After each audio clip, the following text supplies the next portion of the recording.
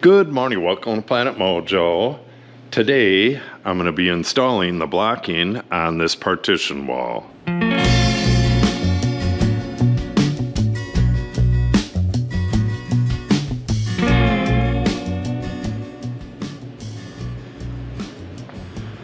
What does this remind you of?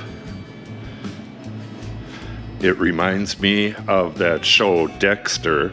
I guess that's back on the air now, but I haven't watched it yet. Kind of creepy when you look at it that way, but it is insanely nice to have heat in here. This heater should be up there. Yeah, 60 degrees. It's going to turn off pretty soon. 60 degrees is what I have it set on during the day, and I have it at 50 overnight. I'm going to change that around once I get this foam on the wall. I'm going to have it go down to like 40 at night and then slowly ramp up before I get out here, and that should be perfect. But for now, I need to have it a little bit warmer in here to keep these studs nice and warm for when I put the glue on there to glue the XPS on. This is what I'm using right here, PL300. This newer stuff is water-based. It's a lot nicer to work with, but it has to be 40 degrees before you can use it, and it takes like 10 hours to dry and 10 days to cure fully. So I'll be putting that on, holding everything in place with plastic caps, and then what I'm going to do is just have this plastic billow out a little bit. I'll just push it out from the other side, put some weights on it so the air can get around it to the back of the foam, because once the foam is on this entire wall, it's not going to let any heat onto the back side, so it'll get just as cold back here as it is outside once that foam's on the wall. So we'll get it figured out. But for today, I need to go along and mark these studs for the blocking here. It's at two different heights, that height and this height. I got to mark all these on this one side, up and down. Then I'll cut all of my blocking and we'll get her screwed in place. If I have enough time, I'm going to move on to something else, but we'll see how it goes. I got a kind of a short day today, but I'm hoping I can get the line for the foam in here as well. I'm not exactly sure how I'm going to do that. I'll probably just snap a line, go up on this side and go up on the other side, snap a line, and then measure from the line down to the ground in a few places and make sure that it's okay, and that should be good enough. So let me actually get my coat off and then we'll get started with this. I gotta find my combination square too. I'll be right back with you.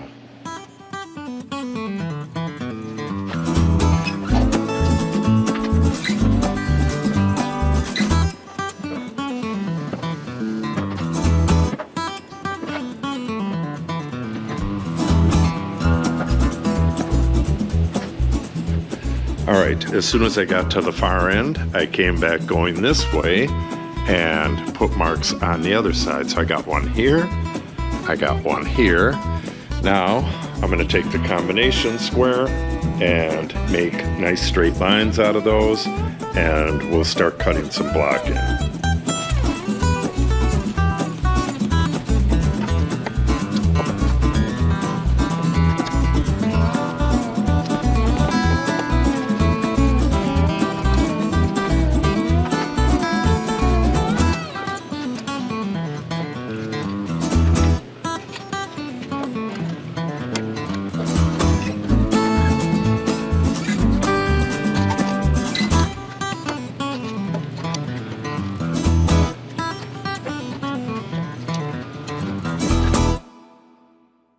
Okay, now that all these are marked, I gotta dig out the lumber. All them short pieces are right near the door over there, and they're kind of buried right now. I need 17 full-size pieces, which are 14.5 inches, and then a smaller one here and a tiny little one down on the other end.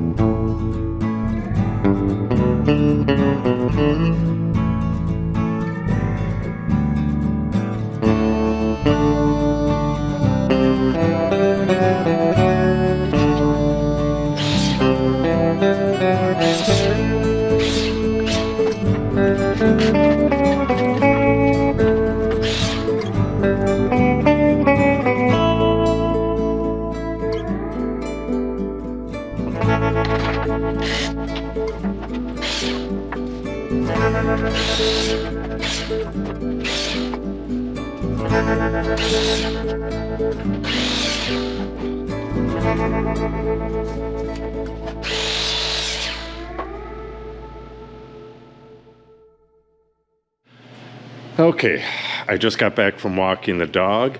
It is really nice out there, and I'm going to go out there in just a second and show you how the melt is going on the roof. We got 2 inches of snow last night, and we have a real interesting melt pattern because half the shop, or 2/3 of the shop, is insulated, and this part is not insulated, but it has some heat going through the plastic and up to the roof. I'll show you that in just a second, but what we're doing here is, if the 2 studs are splayed a little bit and the board won't just sit in there, I want the board to be relatively tight in there. I tap it down to the line. It doesn't have to be exact, but I want to be able to tap it down to the line, throw some screws in it, and then I can take this off. Every couple studs or so, I'll check the plumb on it. I'll show you that right away. It is dead plumb. I want to make sure it stays that way, and it should. All of the blocking should be exactly 14.5, but if I have to adjust, I will. I'm not going to start pushing the wall out of plumb. I use the clamp if I have like a twisted board. I'll get one end in and then one screw on the other end, and then just pull it down and get the last screw in. Let's go take a look at that melt, and then we'll get back onto this. With this intense sun, the roof is probably about 50 degrees right now, but you can see right where the unheated part, but heat is escaping, it's basically completely melted, and then that hot air is making its way over to the insulated part. You could see also that this end has more melt. That's because the sidewall is getting heated up, and that heat is rising and melting that. Yeah, when I came out here this morning, there was no icicles on the insulated part, and there was big ones here where it's melting right now. Pretty cool. Once this thing is completely insulated, I don't think that's going to happen at all, because we won't have heat escaping out there. Well, I guess we'll have a little bit of heat escaping out there, but it's not going to be anywhere near like it is now. Okay. What I'm going to do is show you 2 of these, and then we'll bust ahead and get the rest done. All right, first thing to do, take the clamp off and grab a piece of blacking and see how that's going to fit. way loose. So to get this clamp on, this is the same clamp that got my arm a little while back.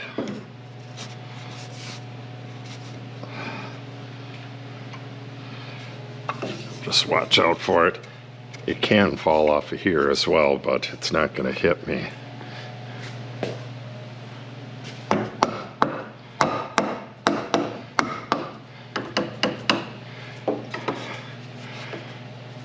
Alright. I'll tighten it up a bit more.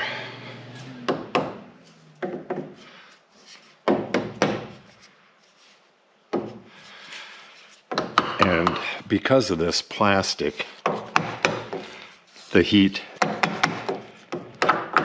is going to go on and off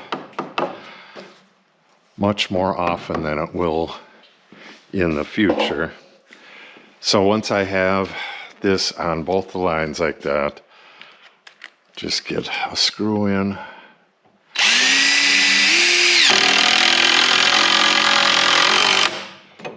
And then check it. Good enough. Like I said, it doesn't have to be perfect. It's just blocking.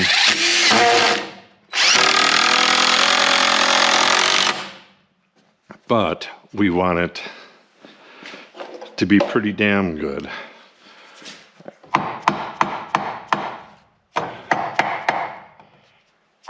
Alright. This one wants to pop up, so get a screw started.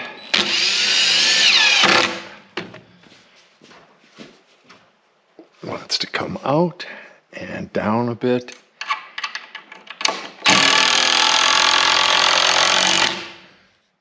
There we go. Oops. Thinking I got my screws behind me.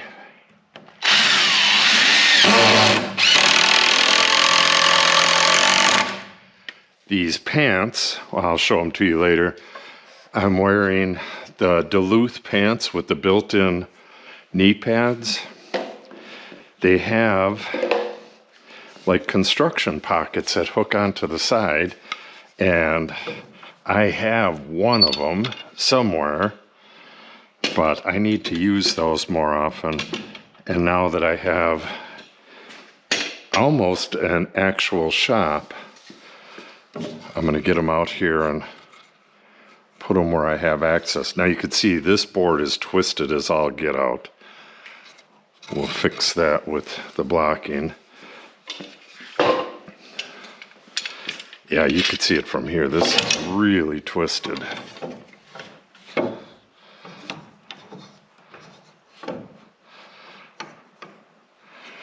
This is going to be a difficult one.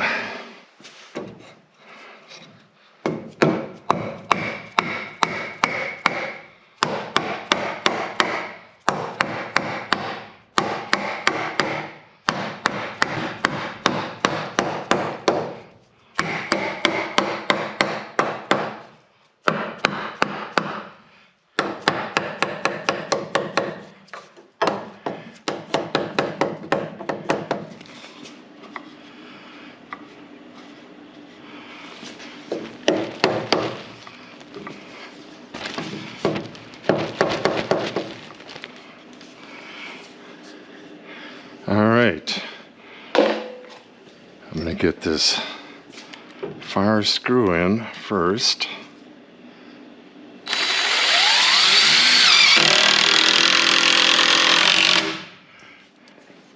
And I'm going to get the other side. That is so nice hearing that heater pop on. I'm not sure if you're going to be able to see this or not.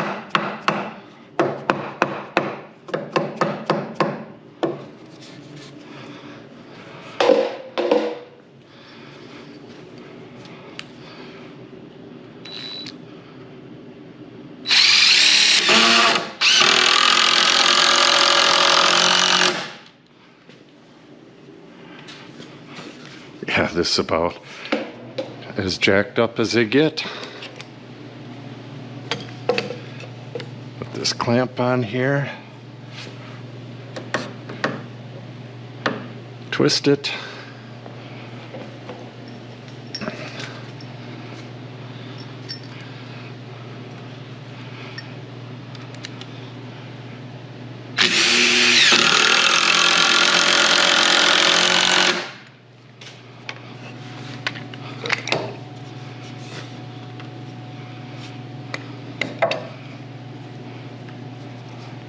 Yeah, this is sitting a little bit too proud.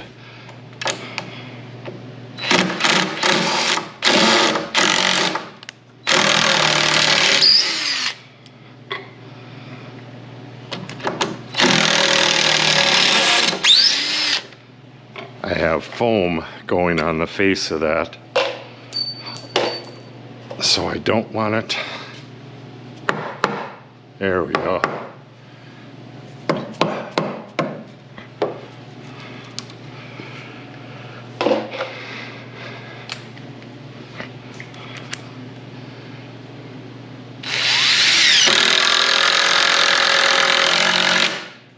All right, that's good.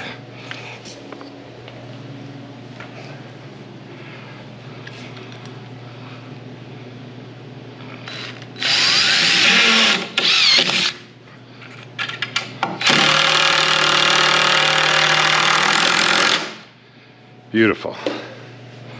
Now, move this up above, and then close that gap up.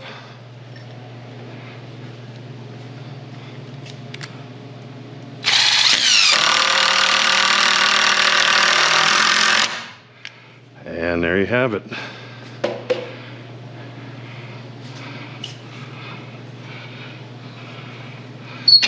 Straightened out that really twisted board. And that'll help when I put the foam on the face of here. They're going to end up, you know, half and half. You go 8 feet away and it'll be right on the middle of the stud.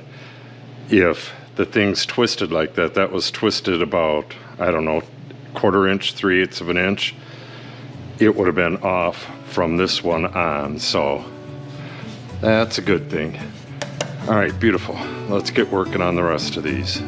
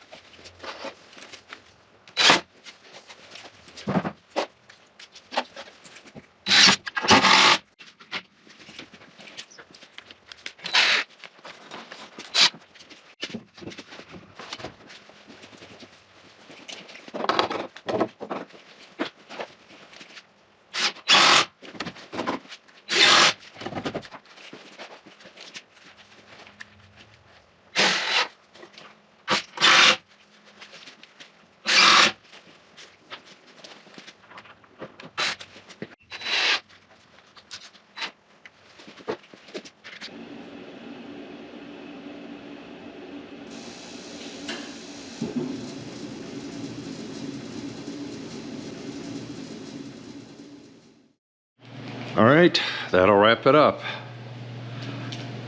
I got these end two pieces in here. This one is tiny.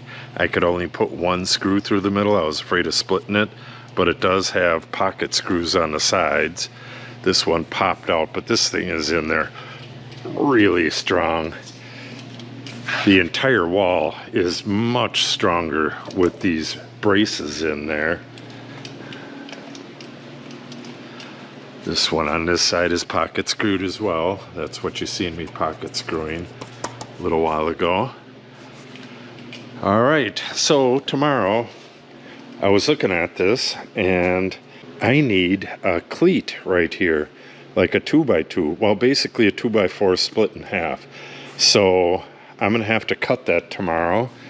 And I was thinking, man, that's gonna be a pain in the butt moving the saw out of there, but I got to move the saw out of there anyway, so I'm going to spend the whole morning moving stuff around, getting the saw moved out, because I have to split half of the panels in half. I'm going to have a short row on the bottom, then a full row, then a short row, then a full row, and when I put in my plywood panels, they're going to be the opposite. So yeah, tomorrow is going to be a long day. I want to get this entire wall covered tomorrow, no matter what, because the next day is going to be very, very cold. So I don't know. I hope I can do it. That's it for today, though. I got other stuff I have to do, and I have to produce this video. I'm going to see if I can find that cleat material for this. I may have something already cut on the other side, so I could get that done first thing in the morning. Maybe it won't take so long to get this done. I just got to clean off the top of the saw there, roll the jointer out of the way, and then kind of finagle that right in the middle here somewhere. I need 8 feet on either side of it to get these panels ripped. You can score these and snap them, but they don't do it cleanly. I want a nice clean edge so that I can index the next one off of it. Otherwise, everything's just going to be a mess with a 12-foot ceiling like this.